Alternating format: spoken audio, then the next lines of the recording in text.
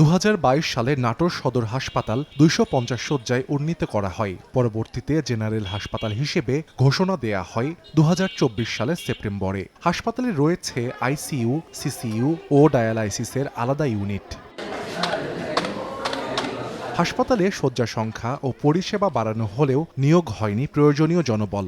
এখনও 27 জন চিকিৎসক এবং তৃতীয় ও চতুর্থ শ্রেণীর 117 জন কর্মচারীর পদ শূন্য। বহির্বিভাগে ঘণ্টার পর ঘণ্টা অপেক্ষা করতে হয় রোগীদের।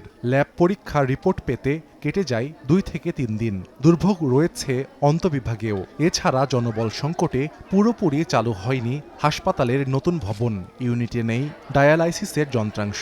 এই যে প্যাথোলজিতে আমরা টেস্টগুলো দিচ্ছি, টেস্টের রিপোর্টটাও কিন্তু আমরা সঠিক সময়ে পাচ্ছি না। সেই ক্ষেত্রে কি হচ্ছে, আমরা সঠিক সময় রিপোর্টটা নিয়ে ডাক্তারকে দেখাতে পাচ্ছি না। ভালো ডাক্তার থাকতো আমাদের খুব ভালো হতো।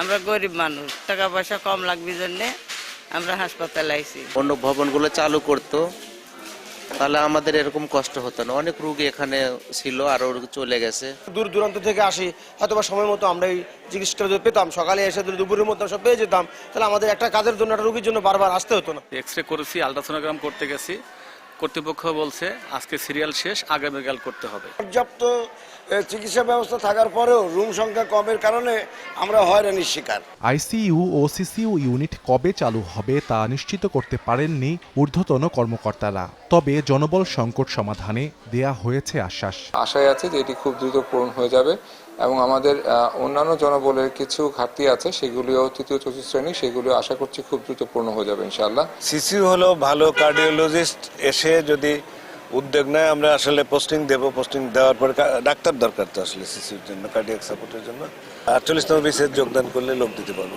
নাটোর জেনারেল হাসপাতালের বহির্বিভাগে প্রতিদিন গড়ে চিকিৎসা নেন 1,500 রোগী। অন্যদিকে প্রতিদিন গড়ে ভর্তি থাকেন 400 জন।